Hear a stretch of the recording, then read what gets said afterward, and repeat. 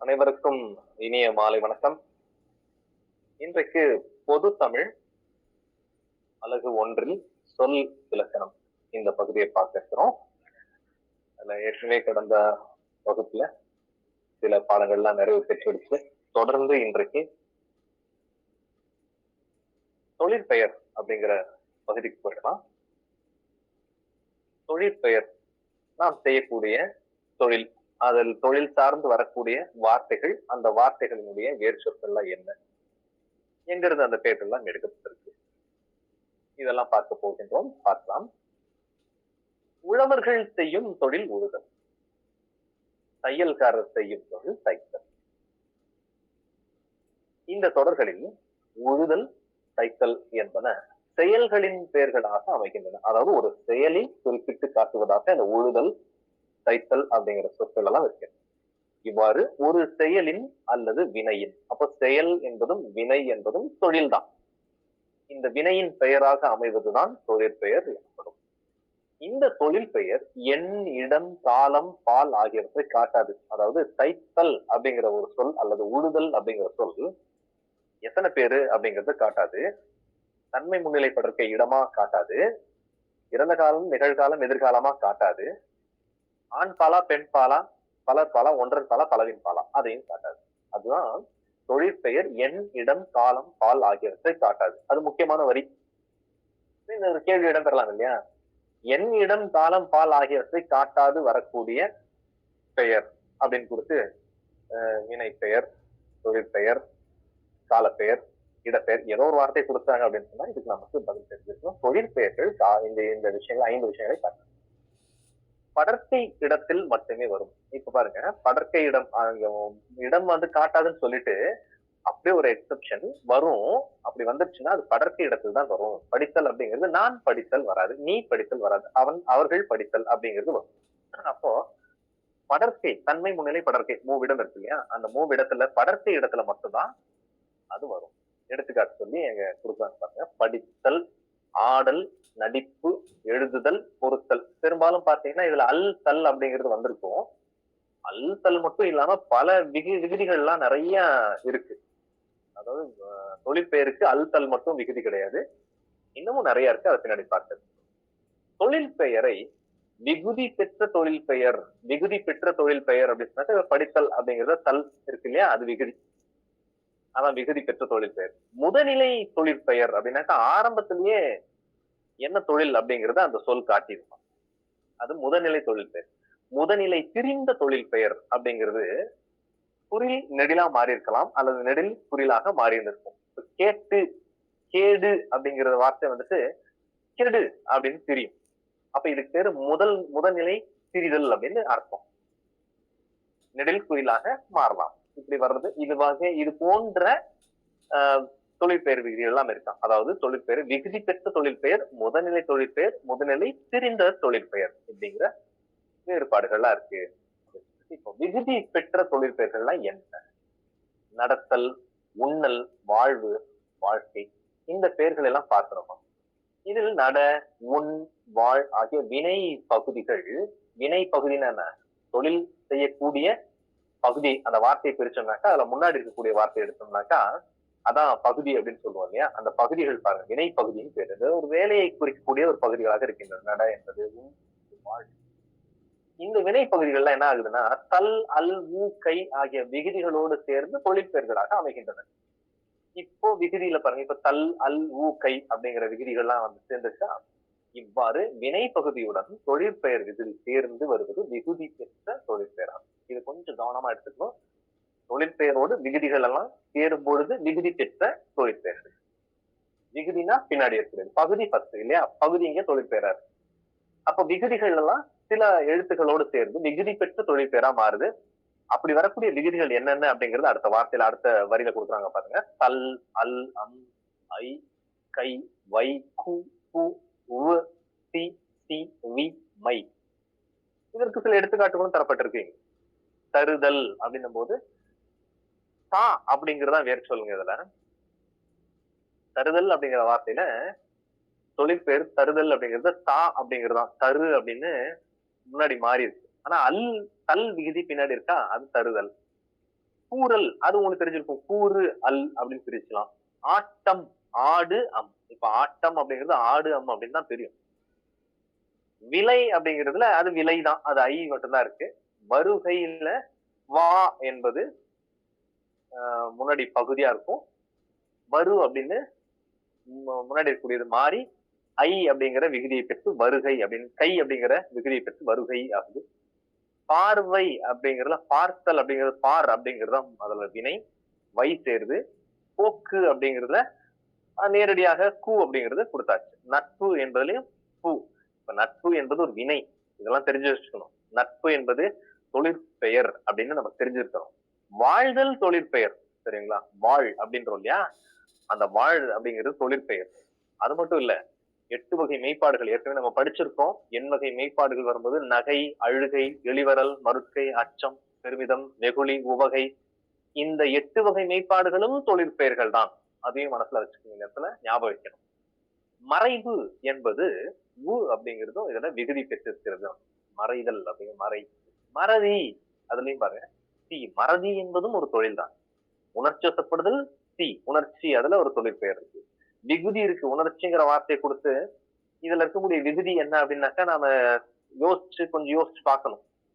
உணர்ச்சி என்றதுல சி என்பது ஒரு விகுதியா இருக்கு. கல்வி அதுல வி அப்படின்னு கல். உணர்ச்சி அப்படிங்கிறதுல உணர். கல்வியில கல்.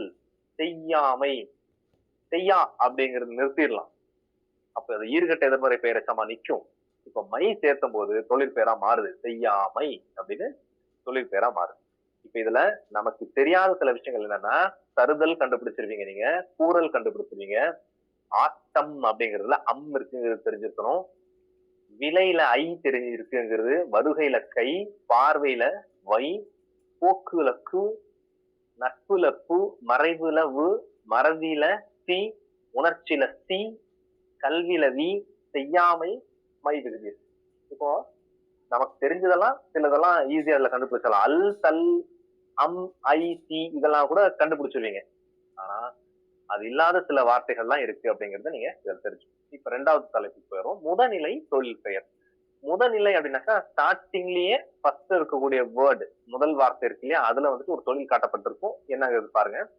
வானில் இடி இடித்தது, சோறு கொதி வந்தது. இதுல இடி கொதி இந்த சொற்கள்ல இடித்தல் கொதித்தல் என்னும் சொற்களின் பகுதிகள். இடின்னு என்ன? இடித்தல். கொதி என்பது கொதித்தல். இதனுடைய பகுதி தான் இடி கொதி. இவர் ஏவல் ஒருமை வினையாக அமையும் வினை சொற்களின் பகுதி. ஏவல் ஒருமை வினையாகும் அப்படின்னா இடி அப்படின்னு சொல்லிட்டு நம்ம ஆர்டர் பண்ணலாம். முன்னாடி இருக்கக்கூடிய ஒரு விஷயத்தை பார்த்து ஏவல் செய்யறதாமா ஆர்டர் கொடுத்தது. அதனால இந்த வார்த்தைகளுக்கு பேர் ஏவல் ஒருமை வினை. இடி கொதி அப்படின்னு ஒரு விஷயத்தை நாம பார்த்து சொல்லக்கூடியது. ஏவல் ஆர்டர் பண்ணுவது போல இருக்கு இதுல. அதனால ஏவல் ஒருமை வினை அப்படின்னு இருக்கு பேரு. இதனுடைய பகுதியை முதநிலை பாருங்க. இதுதான் முதநிலை. இடி தல் அப்படிங்கிறதுல இடி அப்படிங்கிறது, கொதித்தல்ல கொதி அப்படிங்கிறதுதான் முதநிலை. முதநிலை எவ்வகை மாற்றமும் பெறாமல் தொழிற்பெயராக அமைவது முதல்நிலை தொழில். எந்த ஒரு மாற்றமும் இல்ல. இடித்தல் அப்படிங்கிறதுல இடி எந்த ஒரு மாற்றமும் நடைபெறவில்லை. கொதித்தல்ல கொதி அப்படிங்கிற முதல்நிலை எந்த ஒரு மாற்றமும் பெறவில்லை. இதுக்கு பேரு முதல்நிலை தொழிற்பெயர். முதல்நிலை நேரடியா தொழிற்பெயர். அடுத்து ஒரு எடுத்துக்காட்டு பாருங்க. செல்லமாக ஒரு அடி அடித்தான். அறிஞர் அண்ணா தம் பேச்சால் புகழ் பெற்றார். இவற்றில் அடிக்கோடிட்ட சொற்கள் மிகுதி பெறாமல் தம் பொருளை உணர்த்துகின்றன. எந்த ஒரு மாற்றமும் இல்லாமல் இந்த வார்த்தைகள் எல்லாம் பொருளை தருகிறது. ஆனால் அடுத்தது பாருங்க. முதல்நிலை திரிந்த தொழில் பெயர் அப்படின்னும் போது அது ஒரு மாற்றம் பெறுகிறது. எப்படி? தமிழ் படிக்கும் பேரு பெற்றேன், உணவின் சூடு குறையவில்லை. சரி, இந்த தொடர்களில் பேரு சூடு இந்த சொற்களை கவனியும். அதுல பெற்றேன் பேரு அப்படின்னு என்ன? பெறுதல் அப்படிங்கறதுதான் பேரு. சுடுதல் தான் சூடு. சுடு அப்படிங்கிறது சூடு அப்படின்னு நெடிலா மாறு. இப்படியாக பெரு சுடு என்னும் பகுதிகளினுடைய முதலெழுத்து நீண்டு குரில் நெடிலா மாறி பேரு சூடு என பிரிந்து அவங்க எழுத்து வேற எழுத்தா மாறுச்சுன்னா அதுக்கு பேரு பிரிதல்ங்க. இதுதான் பிரிந்து தொழில் பெயர்களாக மாறி உள்ளன. இவ்வாறு முதல்நிலை பிரிவதால் உருவாகும் தொழில் பெயர்கள் முதல்நிலை திரிந்த தொழில் பெயர் என்னப்படும். வேற எடுத்துக்காட்டு கொடுக்குறாங்க. வீடு அப்படிங்கிறது விடு, மீன் அப்படிங்கிறது மின், கோள் அப்படிங்கிறது கொள், உடன்பாடு அப்படிங்கிறது உடன்படு. இந்த இடத்துல வீடு அப்படின்னாக்கா ஏதோ வீடு எப்படி விடு ஆகும் அப்படிங்கிறதுலாம் கிடையாது. இது இலக்கியங்கள்ல கவிதைகள்ல வரக்கூடிய நடை. அப்போ வீடு அப்படிங்கிறது விடுன்னு வரும். மீன் அப்படிங்கிறது மின்னன் மாறும். இதுதான் வந்துட்டு இந்த 3 வகையான தொழில் பெயர்கள். அடுத்த தலைப்பு பார்க்கலாம்.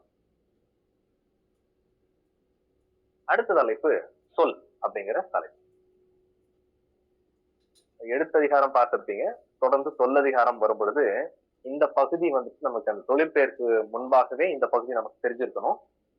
ஏன்னா சொல் அப்படிங்கிற தலைப்பு வந்துட்டு எழுத்துக்கு அடுத்து இமிடியட்டா வரக்கூடிய ஒரு விஷயம் தான் இந்த சொல் அப்படிங்கிறது. எழுத்துல இருந்து அடுத்த எழுத்து மாற்றம். ஒரு எழுத்தா இருக்கு, அந்த ஒரு எழுத்து ஒரு மொழியாகவோ அல்லது 2 எழுத்து சேர்ந்து வந்துச்சு, அதுக்கு பெரு சொல்.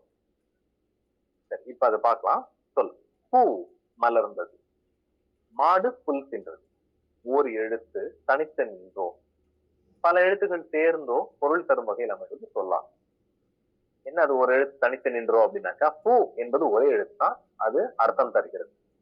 பல எழுத்துக்கள் சேர்ந்தோ அப்படின்னா பூ மலர்ந்தது அல்லது மாடு புல் தின்றது, இப்படி பல எழுத்துக்கள் சேர்ந்து பொருள் தருவது வந்துட்டு சொல்.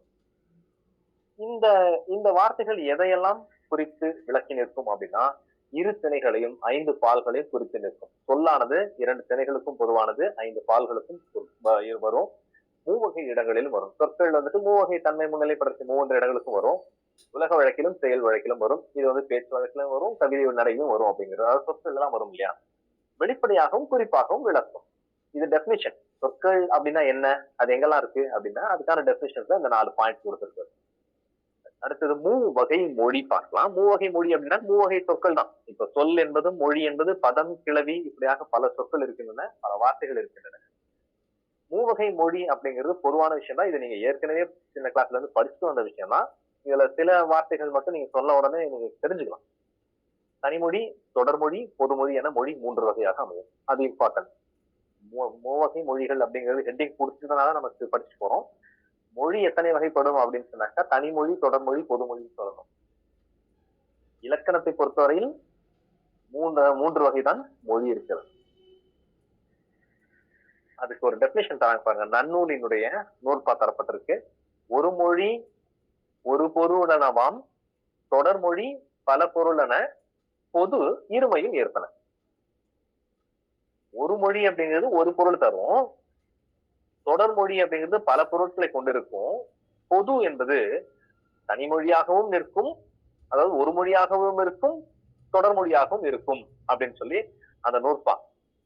அப்படின்னா பொது இருமையும் ஏற்பன என்றால் பொதுமொழியானது தனிமொழிக்குரிய விஷயத்தையும் ஏற்றுக்கொண்டு நிற்கும், தொடர்மொழிக்குரிய விஷயங்களையும் ஏற்று நிற்கும். அதை நம்ம விளக்கம் தரும்போது படிக்கும்போது நீங்க கண்டுபிடிச்சிக்கலாம். இப்ப தனிமொழினா என்ன? ஒரு சொல் தனித்து நின்று பொருள் தருமாயின் அது தனிமொழி எனப்படும். எடுத்துக்காட்டு கண், படி அப்படிங்கிற வார்த்தையை கொடுத்து பகாப்பதம் அப்படின்னு கொடுக்குறாங்க.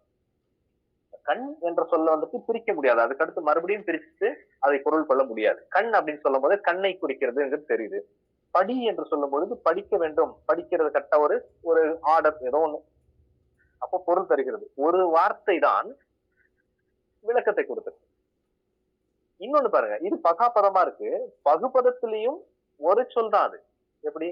கண்ணன் அப்படிங்கிறது வந்துட்டு ஒற்றை சொல் தானே, ஆனா நம்ம அதை வந்து பகுக்க முடியும். கண் அன் அப்படின்னு பகுக்கலாம், அதனால பகாபதம் பகுபதமா இருக்கு.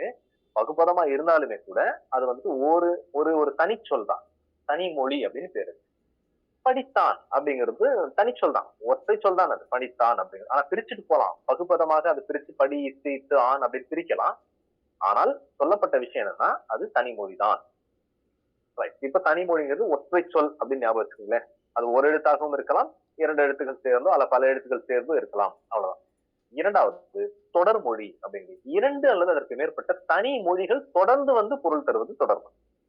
என்னன்னாக்கா 2 வார்த்தை வந்து அர்த்தம் தருதாமா, 2 தனித்தனி வேர்ட்ஸ் 2 சேர்ந்து வந்து ஒரு அர்த்தம் தருகிறது. எடுத்துக்காட்டாக கண்ணன் வந்தான் அப்படின்னு சொல்லும் பொழுது இந்த இடத்துல கண்ணன் தனி சொல்லா இருக்கு, வந்தான் ஒரு சொல்லா இருக்கு, ஆனா 2 சேர்ந்து தானே அர்த்தம் தருகிறது. கண்ணன் வந்தான், இதுக்கு பேரு தொடர்மொழி. மலர் வீட்டுக்கு சென்றாள், அப்ப இங்க 3 வார்த்தைகள் சேர்ந்தது ஒரு பொருளைத்தான் தருகிறது. இப்படியாக தொடர்ந்து 2 அல்லது அதற்கு மேற்பட்ட தனிமொழிகள் தொடர்ந்து வந்து பொருள் தருமாயின் அதற்கு பேர் தான் தொடர்மொழி. இப்ப அடுத்து மூன்றாவது பொதுமொழி என்பது பாருங்க. ஒரு சொல் தனித்து நின்று ஒரு பொருளையும் அச்சொல்லே பிரிந்து நின்று வேறொரு பொருளையும் தந்து தனிமொழிக்கும் தொடர்மொழிக்கும் பொதுவாய் அமைவது. அதுதான் அந்த நூற்பா சொல்லுச்சு. பொது இருமையும் ஏற்பன அப்படிங்கிற ஒரு வார்த்தை வந்தது இல்லையா? அந்த பொது சொல்லானது பொதுமொழியானது தனிமொழிக்குரியது. ஒரு சொல்ல தனியா நின்று தனிமொழிக்குரியதா நிற்கும். அதே சொல் பிரிந்து ரெண்டா பிரிந்து வேறு சில அர்த்தங்களை தரும். அதுக்கு பேரு பொதுமொழியா. எடுத்துக்காட்டு தரும்போது 8 அப்படிங்கிற ஒரு வார்த்தை காட்டு. 8 என்ற எண்ணை குறிக்கும். 8 அப்படிங்கிறது 8ங்கிற நம்பரை சொல்லுது. அடுத்து இன்னொரு சொல் தராங்க வேங்கை. வேங்கை அப்படிங்கிறது ஒரு மரத்தை குறிக்குது. வேங்கை மரம் வந்து குறிக்குது. ஆனா அதே 8ங்கிற வார்த்தை பிரிக்கும் போது எப்படி பிரிந்தீங்களா? எள் கூட்டல் தூ என்றும் வேம் கூட்டல் கைதான் வேங்கை அப்படின்னு பிரிதான்.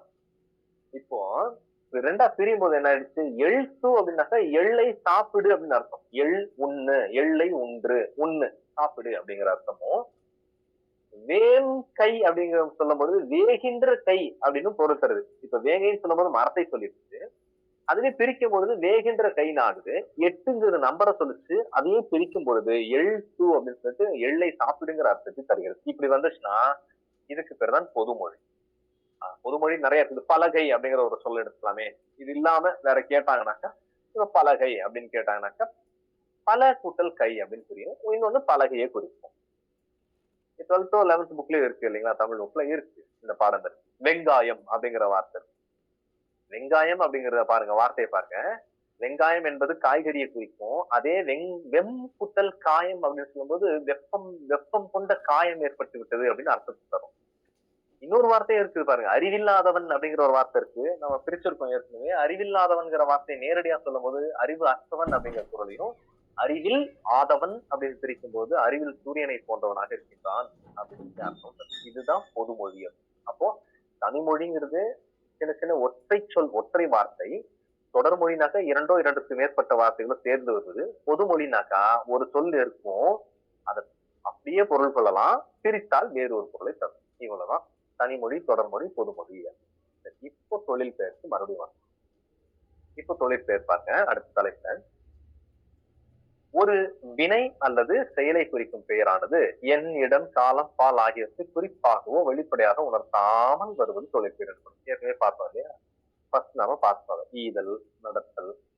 அதுலயே விகுதி பெற்ற தொழிற்பெயர்கள் அப்படிங்கிறது நம்ம படிச்சுட்டு வந்துட்டோம். ஏற்கனவே முன்னாடி இது தனிமொழி சொல் பார்க்கிறதுக்கு முன்னாடி படிச்சோம். நட அப்படிங்கிறது அந்த பெட்டி செய்தி கொடுத்துருக்காங்க. வினை அடி, விகுதி, தொழிற்பெயர் கொடுத்துருக்காங்க. நட அப்படிங்கிறதுடைய விகுதி தல். இப்ப தொழிற்பெயரா மாறும்போது என்ன ஆகும்? நடத்தல். வாழ் அப்படிங்கிறது வினையடி, விகுதி கை வந்துச்சுனாக்கா வாழ்க்கையாகு. ஆள் அப்படிங்கிறது வினையடி, அல் சேரும் பொழுது ஆளல் அப்படிங்கிற வார்த்தையா மாறும். ஒரே வினையடி பல விகுதிகளையும் ஏற்கும். எப்படி? எடுத்துக்காட்டு, நட என்பது வினையடி. இப்ப நடங்கிறது நடை அப்படின்னு ஆகும், நடத்தல் அப்படின்னு மாறும். இப்படி வரும், இப்படியும் வருது. ஒரே ஒரு வினையடிதான் பல விகுதிகளையும் ஏற்றுக்கொண்டு வருகிறது. எதிர்மறை தொழிற்பெயர் அப்படின்னு சொல்லி ஒண்ணு கொடுக்குறாங்க. எதிர்மறை தொழில் பெயர் அப்படின்னு சொன்னாக்க, தொழில் பெயர்னாக்கா ஒரு வினையை குறிக்கும், அது தொழிலை குறிக்கும். எதிர்மறைன்னா என்ன? நேரடியாக பொருள் கொண்டு பாருங்க. நேரடியாக பொருள் பெற்றீங்கன்னா ஆப்போசிட், இல்லை அப்படிங்கிறது மாதிரி, நோ அப்படின்னு வச்சுக்கலாமே. எடுத்துக்காட்டு நடவாமை. நடக்கும் அப்படிங்கிறது நேரடியாக சொல்லப்பட்ட நடவாமை, முடியாது. கொல்லாமை. அப்போ இதுக்கு பேர் தான் எதிர்மறை, ஆப்போசிட்டா சொல்றது எதிர்மறை தொழில் பெயர். அடுத்தது முதநிலை தொழில் பெயர். ஏற்கனவே பார்த்தோம் முதநிலை தொழில் பெயர் அப்படிங்கிறது விகுதி பெறாமல் வினை பகுதியை தொழில் பெயராதல் முதநிலை தொழில் பெயராகும். எடுத்துக்காட்டு தட்டு, உரை, அடி அப்படின்னு எந்த ஒரு வார்த்தை அது எக்ஸாம் கொடுக்குறாங்க. தட்டுதல் அப்படிங்கிறதுல தட்டு தான் முதல்நிலை தொழில் பெயர் இல்லையா? உரைத்தல்ல உரை, அடித்தல்ல அடி அப்படிங்கிறது முதல். முதல்நிலை திரிந்த அப்படின்னு சொன்னாக்கா முதல்ல இருக்கக்கூடிய வார்த்தை மாறி இருக்கும். அதுவும் பார்த்தோம் நம்ம. பெரு அப்படிங்கறதான் பேரு அப்படின்னு அர்த்தம். கெடு அப்படிங்கிறது கேடு அப்படின்னு சொல்லிட்டு முதல்நிலை திரிந்த தொழில் பெயரா மாறுது. சுடுங்கிறது சூடு அப்படின்னு சொல்லி மாறுது. இது பெட்டி செய்தியா இருக்கக்கூடிய விஷயங்கள். இதையும் பார்த்தாச்சு நம்ம ஏற்கனவே. அடுத்தது வினையால் அணையும் பெயர். வினையால் அணையும் பெயரை ஈஸியா தெரிஞ்சு வச்சுக்கிறதுக்கு ஒரே ஒரு ஐடியா தான், அர் விகுதி சேர்த்துக்க வேண்டும். வந்தவர், நடந்தவர், பொறுத்தவர். சரிங்களா? இது வினையாளனையும் பெயர். தொழில் பெயருக்கும் வினையாளனை பெயருக்கும் என்ன வேறுபாடு இருக்கு அப்படின்னா, தொழில் பெயர் வினை பெயர் தன்மையாகி வினையே உணர்த்தி செயலை காட்டும். ஆனா வினையாளனை பெயர் என்ன சொல்லணும்னாக்கா அது யார் செஞ்சாங்கிறத காட்டும். நடத்தல் அப்படிங்கிறது வினை அப்படின்னாக்கா நடந்தவர் அப்படிங்கிறது வினையாளனை பேர். தொழிற்பெயர் நடத்தல், வினையாளனை பேர் நடந்தவர் அப்படின்னு. இன்னொரு தொழிற்பெயர் வந்துட்டு காலம் காட்டாது. ஏன்னா முன்னாடியே சொல்லிட்டாங்க காலம் காட்டாது. ஆனா வினையாளனை பேர் காலம் காட்டும். நடந்தவர் அப்படின்னு சொன்னாக்க இறந்த காலம்.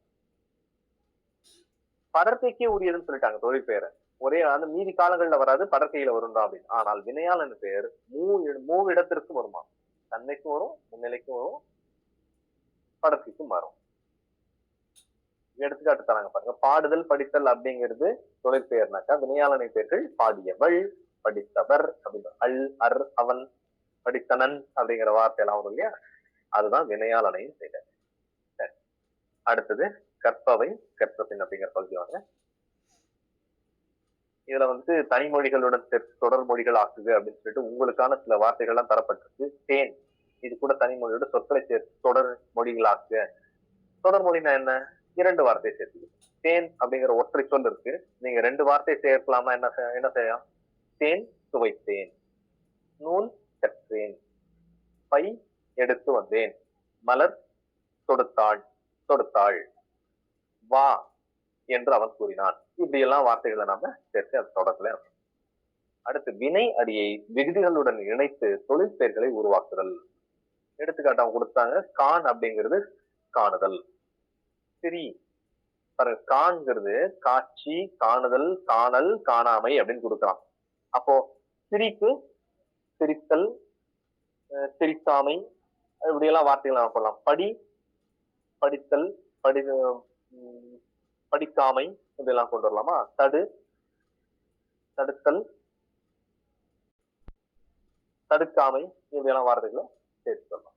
மூன்றாவது தனிமொழி தொடர்மொழி ஆகியவற்றை கொண்டு உரையாடலை தொடர்க. இந்த உரையாடலாம் நீங்க கொஞ்சம் ட்ரை பண்ணி பாருங்க. இப்ப எடுத்துக்காட்டுக்கு அங்க அண்ணன் எங்கே செல்கிறாய், இது வந்து தொடர்மொழின்னு கொடுத்தானாக்கா தனிமொழி நீங்க சொல்லணும். தனிமொழினாக்கா ஒற்றை சொல்ல ஒரு ஒற்றை வார்த்தையில நீங்க சொல்லி முடிக்கணும். அண்ணன் கேட்கலாம், இப்போ எங்கே செல்கிறாய். தம்பி என்ன சொல்லலாம்? பள்ளிக்கு. கடைக்கு. என்ன அடுத்த வார்த்தை பாருங்க, கடைக்கு. அண்ணன் கேட்கிறான், கடையில் என்ன வாங்குகிறாய். நாம போட்டுக்கலாமா? அப்படி தம்பிய சொல்லணும். இப்ப என்ன சொல்லணும்? காய்கறி வாங்குகின்றேன் அப்படின்னு சொல்லி சொல்லலாம். அண்ணன் கேட்கிறாரு, யாருக்கு. தனிமொழி அப்படின்னு சொல்லும் போது யாருக்கு. தம்பி தொடர்மொழி சொல்லணும், என் நண்பனின் வீட்டிற்கு தொடர்மொழி சொல்லலாம். இப்படி ஏதாவது அந்த வார்த்தைகளை வந்துட்டு தொடர்மொழியும் தனிமொழியும் அப்படிங்கிறது என்ன அப்படிங்கிறது நாம புரிஞ்சு இது மாதிரி பயன்படுத்திட்டு வந்தோம்னாக்கா நமக்கு தனிமொழினா என்ன, தொடர்மொழினா என்னன்னு கண்டுபிடிக்கலாம். அதே போல பொதுமொழி இங்க கேள்வி இல்லை, இருந்தாலும் பொதுமொழினா என்ன ஞாபகத்தில் இருக்கணும். சொல் தனித்து நின்றும் பொருள் தரும், பிரித்து வேறொரு பொருளும் தருவது தான் பொருள். கேள்வி 4 பாருங்க. மலை என்னை அடிக்கடி அழைக்கும், மலை மீது ஏறுவேன், ஓரிடத்தில் அமர்வேன், மேலும் கீழும் பார்ப்பேன், சுற்றுமுற்றும் பார்ப்பேன், மனம் அமைதி ஏறும். இந்த தொடர்களில் உள்ள வினை முற்றுகளை தனியா எடுப்பதில்லை, தொழில் பெயர்களாக மாற்றுக அப்படின்னு சொல்றாங்க. அழைக்கும் அப்படிங்கிறது ஒரு வினை முற்று இல்லையா. முதல்ல மலை என்னை அடிக்கடி அழைக்கும் அப்படிங்கிறது ஒரு தொழிற்பெயர் அப்படின்னு சொன்னா அதுலேயே முற்றுறது. நீங்க தொழிற்பெயரை மட்டும் தனியாக அதில் எடுக்கணும்னா அழை அப்படிங்கிறத எடுக்கலாம். மலை மீது ஏறுவேன், ஏறு, அமர்வேன், அமர், பார்ப்பேன், பார், எய்தும், மனம் அமைதி எய்தும், எய்து. சரிங்களா? இது படி தெரிஞ்சு இந்த தொழிற்பெயர்களை வகைப்படுத்துகன்னு சொல்லிட்டு கட்டு, சொத்து, வழிபாடு, கேடு, பாடுதல் கொடுத்திருக்காங்க. இதுல எது வந்துட்டு தொழிற்பெயர், எது முதல்நிலை தொழிற்பெயர், எது முதல்நிலை தெரிந்த தொழிற்பெயர் அப்படிங்கிறது நீங்க கண்டுபிடிங்க. அடுத்த பகுதிக்கெல்லாம் பயிற்சி வினாக்கள் அப்படின்னு தரப்பட்டிருக்கு. இந்த பயிற்சி வினாக்கள் ஏற்கனவே நடந்த பாடத்தையும் இப்பொழுது நடந்த பாடத்தையும் வைத்துதான் நாம் இந்த விடைகளை நாம காண முடியும். பின்வரும் தொடர்களில் உள்ள 4 வகை சொற்களை வகைப்படுத்துக அப்படின்னு கொடுத்திருக்கு. வளவனும் தங்கையும் மாநகர பேருந்தில் ஏறினர் அப்படின்னு சொல்லும் போது இது வந்துட்டு தொடர்மொழியா தெரியும்.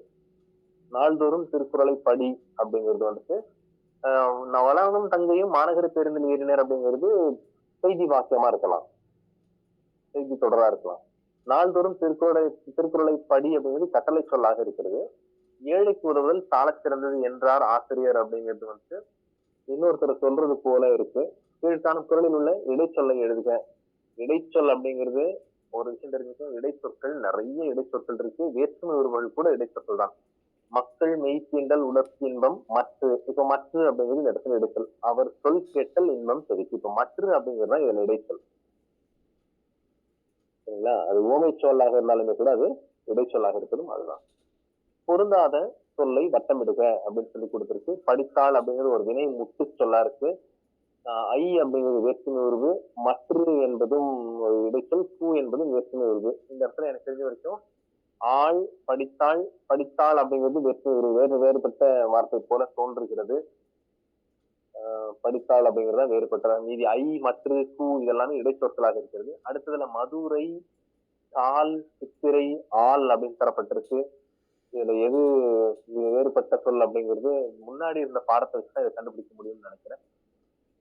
ஊர் பெயர் மதுரை அப்படிங்கிறது அல்லது கால் அப்படிங்கிறது நடக்கக்கூடிய காலை குறிக்கிறதா அல்லது அளவை குறிக்கிறதா? சித்திரை என்பது மாதத்தை குறிக்கிறது. ஆள் என்பது நீங்க வேற்றுமை உருவம் குறிக்கிறது. இது எது எது எது நடத்தின பாடத்தை வச்சு நீங்க தான் இதை கண்டுபிடிக்கணும். ஏற்கனவே நடந்து முடிந்த பாடங்களை வச்சு கண்டுபிடிக்கணும். சென்றான், வந்து, சித்திரை, நடந்த அப்படிங்கிறதுல இதுல வந்துட்டு சித்திரைங்கிறது வேறுபட்டது கண்டுபிடிக்க முடியுது. ஏன்னா சென்றான் அது வினைமுற்று, வந்து எச்சம், நடந்த அதுவும் பெயர் எச்சம். அப்ப சித்திரை என்பது அங்க ஒரு பொருந்தாத சொல்லா இருக்கு. அடுத்தது நான்காவதாக மாநாடு, ஐ, கூ, ஆள் அப்படிங்கிற மாநாடு என்பது பொருத்தம் இல்லாம இருக்கு. ஐ, கூ, ஆள் இது எல்லாமே வந்து ஏற்று வரும். ரெண்டாவது மட்டும் என்ன அப்படிங்கிறது நீங்க கொஞ்சம் பாருங்க. கீழ் சார்ந்தவற்றில் பொருத்தமான விடையை தேர்ந்தெடுத்து எழுதுவேன். வியல் என் கிளவி சுட்டும் பொருள். அதாவது வியல் என் கிளவி அப்படின்னா வியல் என்ற சொல். வியல் அப்படிங்கிறதுனா வியன் உலகம் அப்படிங்கிறது நம்ம வார்த்தை கேள்விப்பட்டிருப்போம் இல்லைங்களா? வியன் உலகம் அப்படின்னு சொன்னாக்கா நீளமான உலகம் சொல்ல முடியாது, ஆழமான உலகம் சொல்ல முடியாது, உயரமான உலகம் சொல்ல முடியாது, அகலமான அப்படிங்கிற பொருளை தருகிறது. வியல் கிளவி அப்படின்னா வியல் என்ற சொல் எதை சுட்டுகிறது அப்படின்னா அகலத்தை குறிக்கிறது. இரண்டாவது, தென்னக மொழிகளில் தமிழே மூத்தது முதன்மையானது என்று நிறுவியவர் எனக்கு தெரிஞ்ச இது கால்டுவெல் தான். ஏன்னா அவர்தான் திராவிட மொழிகளின் ஒப்பிலக்கணம் அப்படிங்கிற நூலை எழுதும் போது இந்த வார்த்தை சொல்லுவார். தென்னக மொழிகளில் தமிழ் தான் மூத்தது முதன்மையானது அப்படின்னு கால்டுவெல் சொல்றாரு. நீங்க கால்டுவெல் தான் இருக்கணும். மூன்றாவது, வேர்ச்சொல் ஆய்வுக்கான தரவுகள் உள்ள தொல்காப்பிய இயலை தேர்ந்தெடுக்க. இது கொஞ்சம் கவனமான கேள்வி. வேர்ச்சொற்கள் அப்படிங்கிறது ஆய்வுக்கு நிறைய தரவுகள் எதில் இருக்குன்னா, பெயர்னாக்கா பெயர் சொற்கள் எல்லாமே வரும். வினைனாக்கா செயல் அடிப்படையிலான வினை சொற்கள் எல்லாம் வரும். விடையியல் அப்படிங்கிறது இடைச்சொற்கள் அப்படிங்கிறது எல்லாமே அந்த வேற்றுமை உறவுகள், வேற்றுமை சொற்கள், மற்ற அதுங்கிற மாதிரி வரக்கூடியது. உரி சொற்கள், உரியியல் அப்படிங்கிறது கால, உரு, தவ, நனி, கூர்த்தடி, மா இதெல்லாமே உரிச்சொற்கள் அப்படின்னு சொல்லுவோம். தடை இதெல்லாமே உரிச்சொல் அப்படின்னு சொல்லுவோம். வேர்ச்சொல் ஆய்வுக்கு சாலச்சிறந்தது. சரி, பாப்போம், கொஞ்சம் ட்ரை பண்ணி பாருங்க. இதற்கான விடை வந்துட்டு எனக்கு அந்த அளவுக்கு விளங்கல. பெரும்பாலும் எல்லாமே பொருத்தமா இருக்கிற மாதிரி இருக்கு. ஒருவேளை உரியியல் இருக்கலாம், எதற்கும் செக் பண்ணிக்கோங்க. பின்வரும் கூற்றையும் அதற்கான காரணத்தையும் படித்து சரியான விடைத்திற்கு தேர்ந்தெடுக்கிறது. கூற்று, ஒன்றோடு ஒன்று பொருந்தி வளர்வதால் மூங்கில் அமை எனப்பட்டது. காரணம், அம் என்னும் வேர்ச்சொல்லுக்கு பொருந்துதல் என்பது பொருள். பார்த்தாக்க ரெண்டுமே பொருத்தமா சரியாதான் இருக்கிறது போல தெரியுது. கூற்று காரணம் ரெண்டுமே சரியாக தான் இருக்கும் என்று நினைக்கின்றேன். பார்த்துக்கேன். புடல் காய் என்ற சொல்லுக்குரிய வேரை தருக. புடல், புழல், புழை, புடலை. புடல் காய் அப்படிங்கிறது என்ன வார்த்தை? புடலை இருக்கலாமா? ஏற்கனவே படிச்சிருக்கீங்க, இந்த பாடங்கள் எல்லாம் படிச்சிருக்கீங்க, நீங்க தான் சொல்லணும் எனக்கு. சரி, அடுத்த கேள்வி போயிடலாம். பொருத்தமான துணை வினைகளை பயன்படுத்துக அப்படின்னு சொல்லி கொடுத்துருக்கு. மனிதனையும் விலங்கையும் வேறு அப்படின்னு கொடுத்திருக்கு. மனுஷனையும் விலங்கையும் என்ன மொழியாகும் அப்படின்னா வேறுபடுத்துவது மொழியாகும் அப்படிங்கிறது சரியான சொல்லப்படுது. பொருத்தமான துணை வினை. Right, okay. துணை வினைனாக்க இப்ப வினை ஏற்கனவே கொடுத்திருக்கு. படுத்து அப்படிங்கிறது துணை வினை. வேறுபடுத்துவது மொழியாகும். இரண்டாவது, திராவிட மொழிகள் சில பொது பண்புகளை பெற்றுள்ளன. காலந்தோறும் தன்னை புதுப்பித்து கொள்ளும், புதுப்பித்துக் கொள்ளும் மொழி தமிழ். அடுத்தது, என் ஐயத்தை கேட்பதற்கு எவரேனும் கிடைக்க மாட்டார்களா என்று தேடு என்றேன். இல்லையா? சரி, அந்த வார்த்தையை வச்சு நீங்க கொஞ்சம் கண்டுபிடிச்சுங்க. கீழ்காணும் துணை வினைகளை பயன்படுத்தி புதிய தொடர்களை உருவாக்குக. வேண்டும், ஏதாவது துணை வினை வேண்டும் என்றே கூறுகிறார். பார்த்து கொண்டு, உள் ஒன்று வைத்து, வா என்று அழைத்தல், வாவென்று, விடு விடுதலை. சரி, ஏதோ ஒரு துணை வினை இதை வச்சு எழுதிடலாம். கீழே அந்த படத்துக்கு கீழே வாங்க. வினை அடிகளை முதல் வினையாகவும் துணை வினையாகவும் அமைத்து தொடர்களை உருவாக்குது. வினை அடி வா, போ, செய், மாற்று, இரு, கொடு, கொள், எழுது, விடு, போடு அப்படின்னு கொடுத்துருக்கு. வினை அடி வை அப்படிங்கிறது. கீழே முதல் வினையும் துணை வினையும் சேர்த்து ஒரு எடுத்துக்காட்டு கொடுத்துருக்காங்க பாருங்க. மூட்டையை தலையில் வைத்தான். இது வந்துட்டு முதல் வினை. முதல் வினைனாக்கா தலையில் வைப்பது, வைத்தல் அப்படிங்கிறது ஃபர்ஸ்ட் இம்பார்ட்டன்ஸ் அப்படின்னு வச்சுக்கோங்களேன். ஆனா ரெண்டாவது வார்த்தை பாருங்க, அம்மா குழந்தையை தூங்க வைத்தார் அப்படின்னு சொல்லும் போது அந்த இடத்துல தூங்குறது தான் முக்கியமே தவிர வைத்தார் அப்படிங்கிறது அவ்வளவு பெரிய இம்பார்ட்டன்ஸ் தெரியல. அப்ப இந்த வை அப்படிங்கிறது துணை வினையாக, வைத்தார் அப்படிங்கிறது துணை வினையா தான் நிக்குது தவிர அது ஒரு முதல் வினையா இல்லை, ஃபர்ஸ்ட் இம்பார்ட்டன்ஸா இல்லை. இலையில் இனிப்பை வைத்தனர், அது வைக்கிறதுங்கிறது ஃபர்ஸ்ட் இம்பார்ட்டன்ஸ் இல்லையா? முதல் வினை வந்துட்டு முக்கியமானதா இருக்கு வை அப்படிங்கிறது. அடுத்தது, எதற்கும் சொல்லி வை அப்படின்னு சொல்லும் போது அந்த இடத்துல சொல்லி வை அப்படிங்கிறது அங்க வைக்க வேண்டியது எதுவுமே இல்லையே. சொல்லி வை அப்படிங்கிறது சொல்லிரு அப்படிங்கிறது அர்த்தத்தான் இருக்கு. அப்போ அது துணை வினையா மாறுது வை அப்படிங்கிறது. இது மாதிரி எடுத்துக்காட்டு இங்க வா அப்படிங்கறது கொடுத்திருக்காங்க. நீங்க வா அப்படிங்கறத வச்சு நீங்க முதல் வினையும் துணை வினையும் கண்டுபிடிங்க. முதல் வினைனா நல்லா ஞாபகம் வச்சுங்க, அதுக்கு ஃபர்ஸ்ட் இம்பார்ட்டன்ஸ் இருக்கணும்.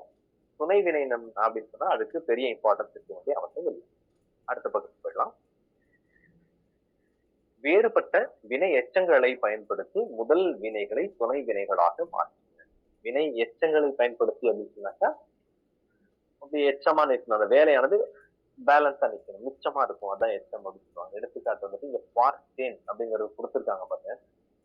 மேல ஏற்கனவே முதல் வினைகள் செஞ்சு பார்த்தேன், கொடுத்தார், நடந்தான், சேர்ந்தார், அமைத்தோம் அப்படின்னு கொடுத்தாங்க. அதை கொடுத்து கீழே வட்டங்கள் போட்டு இப்போ பார்த்தேன்கிறத நடுவில் எழுதிட்டாங்க. பார்த்தேன்கிறத அவங்க எடுத்துருக்கு இல்லையா, புத்தகக்காரர்களே அந்த வடிவமைப்பாளர்களே வந்துட்டு பார்த்தேன்னுங்கிறது எக்ஸாம்பிள் கொடுத்துட்டாங்க. பார்த்தேனுக்கு மேல எழுதி சைட்ல பாருங்க கொடுத்து கீழே ஓட தடுக்கன்னு போட்டாங்க. இப்போ ஒன்னொன்னுக்கும் ஒன்னொன்னுக்கும் சேர்த்து பாருங்க. எழுதி பார்த்தேன், கொடுத்து பார்த்தேன், ஓட பார்த்தேன், தடுக்க பார்த்தேன்.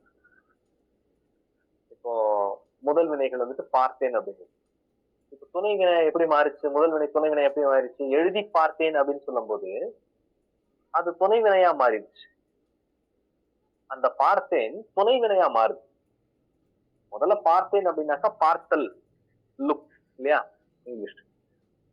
ஆனா துணை வினையா மாறும்போது எழுதி பார்த்தேன் அப்படின்னு சொல்லி எழுதிக்கிட்டு பார்த்தேங்கிற அர்த்தம் வராது. எழுதி பார்த்தேன் எப்படி இருக்குன்னு சரியா இருக்கான்னு எழுதி பார்க்கிறேன், கொடுத்து பார்த்தேன் அப்படிங்கிறது அதுதான். இப்ப பாருங்க, அந்த பார்த்தேன்ங்கிறது துணை வினையா மாறிடுச்சு. போட பார்த்தேன், தடுக்க பார்த்தேன் அப்படிங்கிறது பார்த்தேங்கிறது மாறிடுச்சு. அதை அப்படியே கொடுத்தார் அப்படிங்கறத நீங்க வச்சு யோசிச்சு பாருங்களேன். கொடுத்தார் அப்படிங்கிறது நேரடியா கொடுத்தாருன்னு வேற என்ன கொடுக்கலாம்? இப்ப நீங்க இந்த இடத்துல எழுதி கொடுத்தார் அப்படிங்கறத பிரிச்சு போட்டீங்கன்னாக்கா அது தப்பா போயிடும். எழுதி கொடுத்தாருங்கிறது அது முதல் வினையா மாறிடும். வேற இங்க இப்ப நம்ம படிச்சது போல நீங்க கொஞ்சம் யோசிச்சு ஒரு முடிவுக்கு வந்துடலாம். நீங்களே கொஞ்சம் படிச்சு பாத்துங்க. அடுத்தது, சரியான விடையை தேர்ந்தெடுத்து எழுதுகன்னு கொடுத்துருக்கோம். மாடு வயலில் புல்லை மேய்ந்தது. இத்தொடரில் உள்ள வினை முற்று. மாடும் கிடையாது, வயலில் கிடையாது, புல்லை கிடையாது, மேய்ந்தது. மேய்ந்ததுங்கிறது வினை முற்றா இருக்கு. அது ரொம்ப எளிமையாதான் தெரியும். பின் வருவனவற்றில் இரண்டு கால வினை முற்று இது. இரண்டு காலம் அப்படின்னு சொன்னாக்கா உங்களுக்கு தெரியும், சிறு கின்று ஆனின்று, அதான் இடைநிலையா இருக்கணும். இதை வச்சு நீங்க கண்டுபிடிக்கணும். படித்தான் அப்படிங்கிறதுல இட்டுதான் இறந்த கால இடைநிலை. ஆனால் அதை விட இறந்த கால வினை முற்று எது கேட்கிறாங்க பாருங்க. படித்தான், நடக்கிறான், உண்பான், ஓடாது. இப்போ இதுல நல்லா தெரிஞ்சு வச்சுங்க, இந்த இடைநிலைகள் அப்படிங்கறத வச்சுதான் இதை கண்டுபிடிக்கணும்.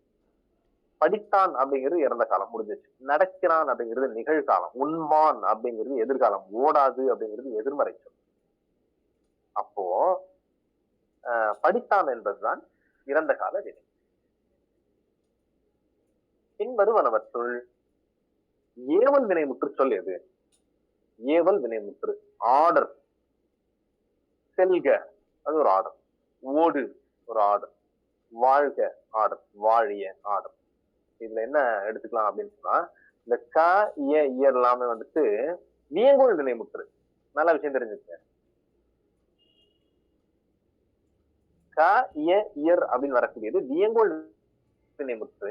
அதுல கா வந்துருக்கு, வாழ்கல கா இருக்கு, வாழியல இய இருக்கு. ஆனா ஓடு அப்படிங்கிற சொல் பாருங்க, இந்த வியங்கோள் வினைமுற்றுல பொருந்தாத ஒரு சொல்லா இருக்கு. எனவே ஓடு என்பதுதான் ஏவல் வினைமுற்று. இன்னொருத்தருக்கு ஆர்டர் போடுற மாதிரி இருக்கக்கூடிய ஒரு ஏவல் வினைமுற்று சொல்லலாம். அடுத்து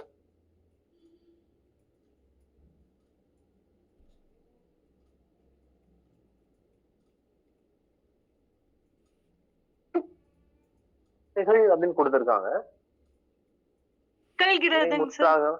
திகழ்கிறது எளிமையான பதில், சரியான பதில் திகழ்கிறது. வைதேகி நாளை நடைபெறும் கவியரங்கில் கலந்து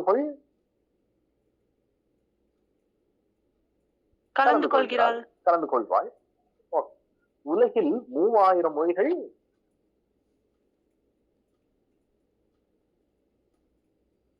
பேசுகின்றன. வெரி குட், பேசுகின்றனர். வினைமுற்று. குழந்தைகள் அனைவரும் சுற்றுலா சென்றார்கள்.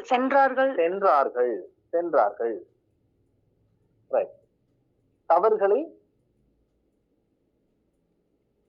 திருத்துங்கள், திருத்திக்கொள் அப்படி வரலாம். வினைமுற்றாக மாற்றும் பொழுது திருத்திக்கொள், திருத்துக எப்படினாலும் போட்டுக்கலாம். சரி, இப்ப அடுத்தது வினைமுற்றுக்கு உரிய வேறு சொல்லை எடுத்து எழுதணும். இதெல்லாம் கொஞ்சம் நீங்க எளிமையா கண்டுபிடிக்கிற வார்த்தைகள் நீங்க கண்டுபிடிச்சிட்டீங்கன்னாக்கா இதற்கு எதுவும் இருக்கு. நடக்கிறது அப்படிங்கிறதுல நட என்பது வேர்ச்சொல். போனான்ல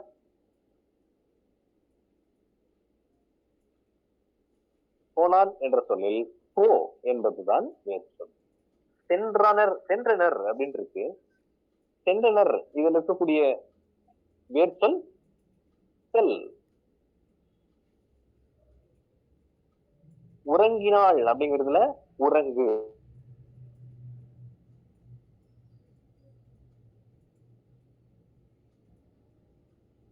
எதுவார்க்கும் பேசு என்பது வேர்ச்சொல். வருக என்பதில் வா என்பதுதான் வேர்ச்சொல். தருகின்றனர் அப்படிங்கிறதுல தா என்பது வேர்ச்சொல். பயின்றாள் அப்படிங்கிறதுல பயில் என்பது வேர்ச்சொல். கேட்டார் அப்படிங்கிறதுல கேள் என்பது வேர்ச்சொல்லாக இருக்கிறது. அடுத்தது உரிய வினை முற்றுகளை கொண்டு கட்டங்களை நிரப்புக அப்படின்னு கொடுத்திருக்கு. உரிய வினை முற்றுகளை கொண்டு கட்டங்களை நிரப்புக. ரொம்ப எளிமையான விஷயம்னா நீங்களே இது சொல்றதுக்கான முயற்சி எடுங்களேன். ஆண் பாலை பொறுத்த வரைக்கும் நட என்பது இப்ப வேறு சொல்ல கொடுத்தாங்க. வினை முற்றுகளை நம்ம முடிக்கணும். வேறு சொல் கொடுத்திருக்காங்க. நட, உன், உறங்குன்னு கொடுத்திருக்காங்க. ஆண் பாலை பொறுத்த வரைக்கும் இந்த மூன்றையும் சொல்லுங்க, எப்படி வரலாம்? நடக்கிறான். அடுத்து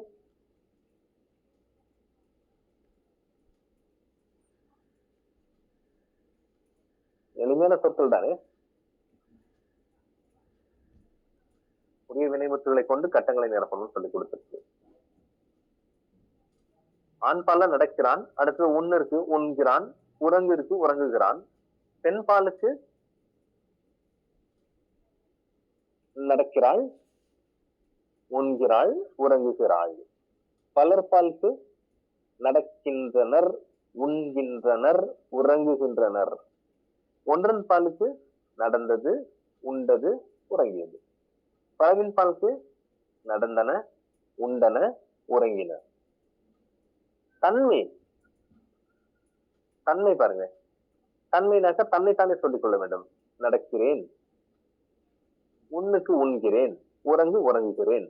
முன்னிலைக்கு நடக்கின்றாய், உண்கிறாய், உறங்குகிறாய். படர்க்கைக்கு அதே போலதான் வரும். நடக்கின்றான், உண்கின்றான், அதேதான் வரும். படற்கையில நடக்கின்றான் வரும், உண்கின்றான் வரும், உறங்குகின்றான் அப்படிங்கிறது வரும். அவன் தான் அவனை கூட்டுகிறது. முன்னாடி இருக்கவனை பார்த்து நடக்கின்றான், அவன் நீ நடக்கின்றான் சொல்ல முடியாது, அவன் நடக்கின்றான் சொல்லலாம். எனவே நடக்கின்றான், உண்கின்றான், உறங்குகின்றான் அப்படி சொல்லிக்கிறேன். இப்ப இறந்த காலம் நடந்தேன், உண்டேன், உறங்கினேன். அதே போல நிகழ்காலத்திற்கு நடக்கிறேன், உண்கிறேன், உறங்குகிறேன். எதிர்காலத்திற்கு நடப்பான், உண்பான், உறங்குவான். இப்ப இந்த இடத்துல நிகழ்காலத்துல இங்க கொடுத்திருக்கிறதுனால நடந்தான் அது கூட சொல்லிக்கலாம் நிகழ்காலம். உண்டான், உறங்கினான் அப்படி சொல்லிக்கலாம். எதிர்காலத்துக்கு பாருங்க கொடுத்திருக்கான், நடப்பான், உண்பான், உறங்குவான். இப்படியாக அந்த கட்டங்களை நீங்க பூர்த்தி செஞ்சு வச்சுக்கோங்க. உங்க கையில மெட்டீரியல் இருக்கு அப்படின்னா அந்த மெட்டீரியல் எழுதி வச்சுக்கிட்டீங்கன்னாக்கா டக்கு டக்குன்னு பார்த்த உடனே புரிஞ்சிட முடியும். பயிற்சி எடுக்காம இந்த வார்த்தைகள் எல்லாம் இந்த நேரத்துல உங்களுக்கு ஈஸியா ஒரு 10 எக்ஸாம்பிள் சொல்லும் போது ஈஸியா தெரியும். ஒன்னே ஒண்ணு கொடுத்து கேள்வியா கேட்கும் பொழுது எல்லாமே தெரிஞ்சிருந்த மாதிரிதான் இருக்கும். ஆனால் விடைகளை கண்டுபிடிக்கிறது கொஞ்சம் கடினமா இருக்கும். அடுத்த தலைப்பு சரியான அடுத்த கேள்விகள். சரியான விடையை தேர்ந்தெடுத்து எழுதுகின்றது. முற்று பெறாமல் எஞ்சி நிற்கும் சொல் என்ன? முற்று பெறாமல் எஞ்சி நிற்கும் சொல்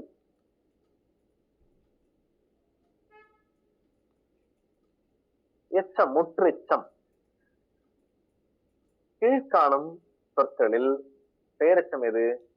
பெயரெச்சம் உங்களுக்கு பார்த்த உடனே சொல்லிடலாம். அகரத்துல நிறைவு அப்படின்னு இருப்பது பெயரெச்சம் ஏற்கனவே சொல்லியிருக்கோம். படித்து எழுதி வந்து இதெல்லாமே முடிஞ்சதுன்னா அது வினையெச்சம். பார்த்த அகரத்துல முடிகிறது பெயரெச்சம். பார்த்த என்பது குறிப்பு வினையெச்சம். குறிப்பு வினையெச்சம் வெளிப்படையாக காட்டாதான். காலத்தை காட்டாது, வினையை காட்டாது, பண்பினை காட்டாது, பெயரை காட்டாது. குறிப்பு வினையெச்சம். குறிப்பு வினையெச்சம்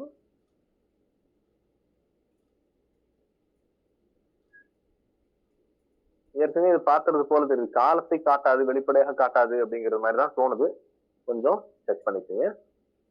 அடுத்தது கீழ்காணும் சொற்களை பெயரெச்சம், வினைச்சம் என வகைப்படுத்துக. இப்ப நல்ல அப்படிங்கிறது என்னது? நல்ல பெயரெச்சம். படுத்து வினையெச்சம், பாய்ந்து வினையெச்சம், எரிந்த பெயரெச்சம். ஈஸிங்க. அதுல அகரத்துல இருக்கக்கூடியது எல்லாமே வந்துட்டு பெயரெச்சமா வச்சுக்கலாங்க. அகரம் இல்லாம ஊல வரக்கூடியது வினையெச்சம். அதை வச்சு நீங்க இதை எளிமையா அதை ஃபில்அப் பண்ணிடலாம். அடுத்த பக்கம் திருப்பிக்க. பொறுத்துக.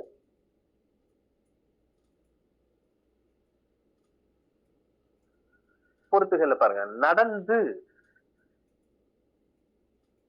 என்ன? நடந்து என்ன? நடந்து என்பது வினையெச்சம்.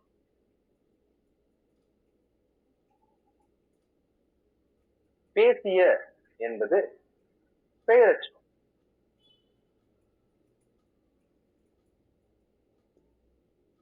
எடுத்தனன் உண்டான் அப்படிங்கிறது முற்றெச்சம். அது முற்று. எடுத்தனன் ஒரு எச்சம், உண்டான் அப்படின்னு சொன்னாக்கா அது வந்து முற்று பெற்ற வினை. முற்றெச்சம். பெரிய அப்படிங்கிறது தெரியல, அது என்ன அப்படிங்கிறது தெரியல. பெரிய என்ன, என்ன பெரிய என்ன தெரியல, அது வந்து குறிப்பு பெயரெச்சம். அடுத்து வினை பகுதிகளை எச்சங்களாகவும் முற்றாகவும் மாற்றுக. வினை பகுதிகளை எச்சங்களாகவும் முற்றாகவும் மாற்றுக. இது கொஞ்சம் ஈஸியா தான் இருக்கும். படிக்க படிக்க நீங்க பேராகிராஃப் வச்சு நீங்களே கண்டுபிடிச்சிட முடியும்னு நான் நினைக்கிறேன். பூங்கொடி நேற்று பள்ளிக்கு செல் அப்படிங்கிறது வினை பகுதி. இது நீங்க எச்சமா மாத்தணும். செல்லுங்கிறது பேராகிராஃப் படிச்சு பார்த்து கண்டுபிடிச்சு முடியும். பூங்கொடி நேற்று பள்ளிக்கு சென்று, இல்லையா?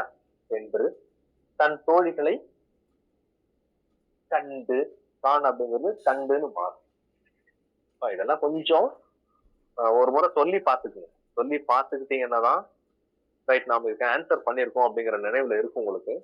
தன் தோழிகளை கண்டு மகிழ்ச்சியுடன் உரையாடினாள். ஏன்னா அங்க 2 அந்த செமிகோலன் கொடுத்திருக்காங்க. அப்போ நீங்க அந்த இடத்துல கம்ப்ளீட் பண்ணிடலாம். உரையாடினாள். பின்னர் வங்கிக்கு போய் தான் கூடுதலாக செலுத்திய தொகையை திரும்ப பெற்று கொண்டு வந்தாள். வரும் வழியில் வீட்டுக்கு வேண்டிய பொருட்களை வாங்கி அங்கு நின்ற பேருந்தில் ஏறி வீடு திரும்பினார்.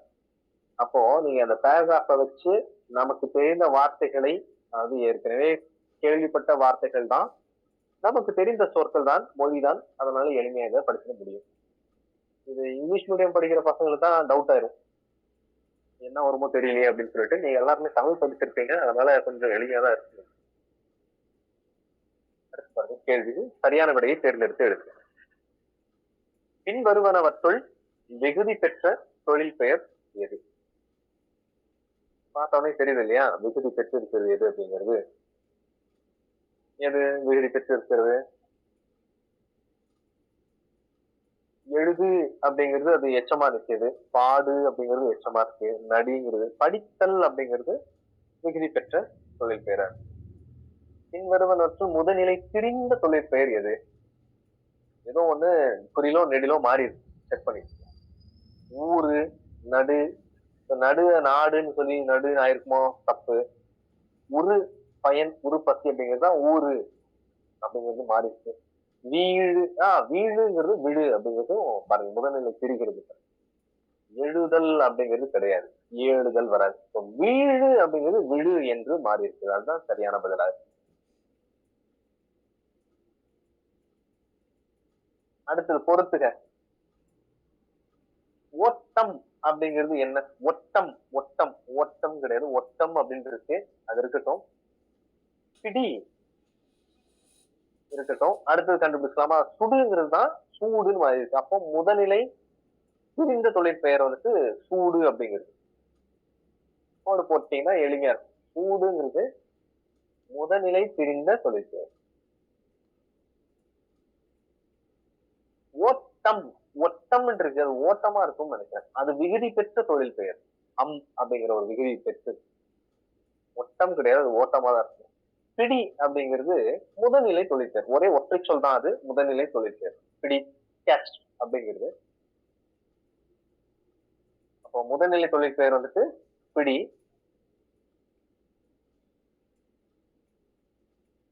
ஓட்டம் அப்படிங்கிறது வந்து முதல்நிலை விகுதி பெற்ற தொழிற்பெயர். சூடு அப்படிங்கிறது முதல்நிலை பிரிந்த தொழிற்பெயர்.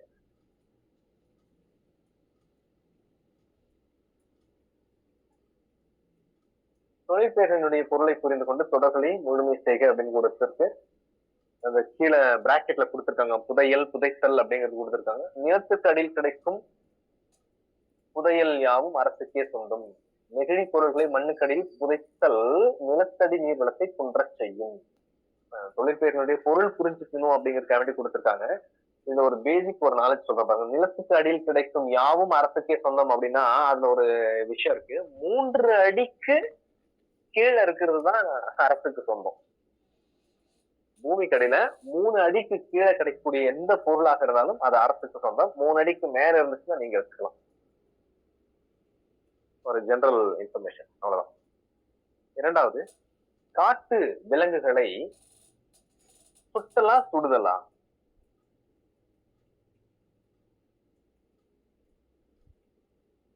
எளிமையா தான் இருக்கு இல்லைங்களா, இதெல்லாம் கண்டுபிடிச்சிருவீங்கன்னு நினைக்கிறேன், அதனால கொஞ்சம் அமைதியா இருக்குங்க. காட்டு விலங்குகளை சுடுதல் தடை செய்யப்பட்டுள்ளது, செய்த தவறுகளை சுட்டல் திருந்த உதவுகிறது. காற்று மெல்லிய தொடுதல் பூக்களை தலையாட்ட வைக்கிறது, கைகளின் நேர்த்தியான தொடுத்தல் பூக்களை மாலையாக்குகிறது. பசுமையான காட்சியை காணுதல் கண்ணுக்கு நல்லது. பொது வாழ்வில் நடித்தல் கூடாது, நடிப்பில் அவரை மிஞ்ச ஆள் கிடையாது. இப்படியாக அந்த சொற்களை பயன்படுத்திக்கலாம். அடுத்தது அறிந்து பயன்படுத்துவோம் அப்படிங்கிற தலைப்பிற்கு. அது பாருங்க, அறிந்து பயன்படுத்துதல். காலம் 3 வகைப்படும். அவை இறந்த காலம், நிகழ்காலம், எதிர்காலம். நடந்த செயலை குறிப்பது இறந்த காலம். எடுத்துக்காட்டு பார்த்தான், ஆடினாள், பறந்தது. நடக்கும் செயலை குறிப்பது நிகழ்காலம். பார்க்கிறாள், ஆடுகின்றாள், பறக்கின்றது, இருக்கின்ற, ஆனின்று இதை வச்சு தெரிஞ்சுக்கலாம். அதே போல இட்டு இட்டு இரு இன் அப்படிங்கிற 4 வார்த்தைகளை வச்சு அந்த 4 இடையில வரக்கூடிய உறுப்புகளை வச்சு நீங்க இறந்த காலத்துக்கு கண்டுபிடிச்சிடலாம். நடக்க இருக்கும் செயலை குறிப்பது எதிர்காலம். எடுத்துக்காட்டு காண்பான், ஆடுவாள். இப்ப இதுல எதிர்கால இடைநிலை என்னன்னாக்கா இப்பும் இவ்வும். இப்பு இவ் இது 2 தான் எதிர்கால இடைநிலைகள் அப்படின்னு பேரு. கட்டங்களை நிரப்புகள் கொடுத்துட்டு அது பாருங்க. நட என்பது ஒரு வேர்ச்சொல் அப்படின்னா இறந்த காலம் நடந்தாள், நிகழ்காலம் நடக்கிறாள், எதிர்காலம் நடப்பாள். அதே போல எழுதுக்கு அதெல்லாம் கொஞ்சம் எளிமையா தான் இருக்கும், கண்டுபிடிச்சிருக்கீங்க நீங்க. எழுது அப்படிங்கிற ஒரு இறந்த காலம் எழுதினாள், நிகழ்காலம் எழுதுகிறாள், எதிர்காலம் எழுதுவாள். சரி, ஓடு இருக்கு. ஓடு அதுக்கு இறந்த காலம் ஓடினாள், ஓடுகிறாள், ஓடுவாள். சிரித்தாள், சிரிக்கிறாள், சிரிப்பாள். பிடித்தாள், பிடிக்கிறாள், பிடிப்பாள். இறங்குகிறாள், இறங்கினாள், இறங்குகிறாள், இறங்கினாள், இறங்குவாள். சரி, அடுத்தது பொருத்தமான காலம் அமையுமாறு திருப்பி எழுதுக. அமுதன் நேற்று வீட்டுக்கு வருவான். தப்பா இருக்கு இல்லைங்களா?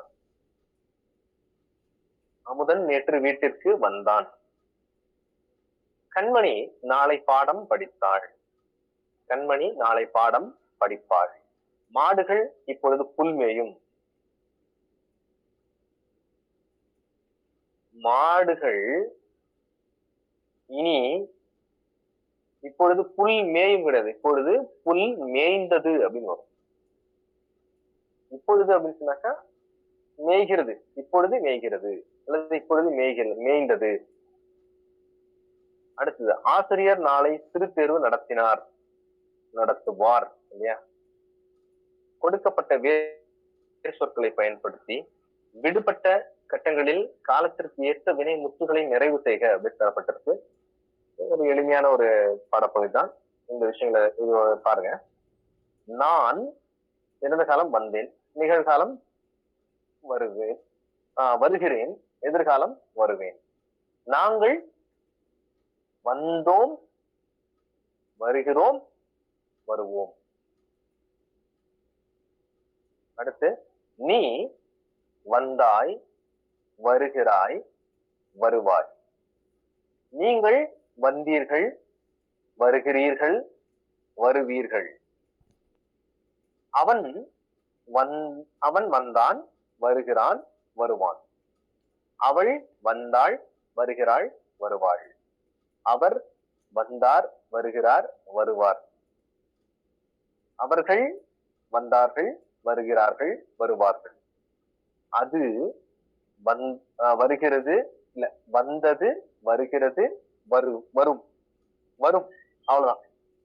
அது அவங்களே கொடுத்தாங்க பாருங்க, வரும் அப்படிங்கிறது. அடுத்தது அவை வந்தன, வருகின்றன. அடுத்ததுக்கு அவை வரும், அவ்வளவுதான். அவை வருவன அப்படின்னு சொல்லக்கூடாது. அவை வரும். வரும் அப்படிங்கிறது ஒன்றன் பாலுக்கும் பலவின் பாலுக்கும் பொதுவானது. அவை வரும். சரிங்களா? இப்படி இதோட இந்த சொல்லிலக்கண பகுதியானது நிறைவு பெறுகிறது. சொல்லிலக்கணத்தை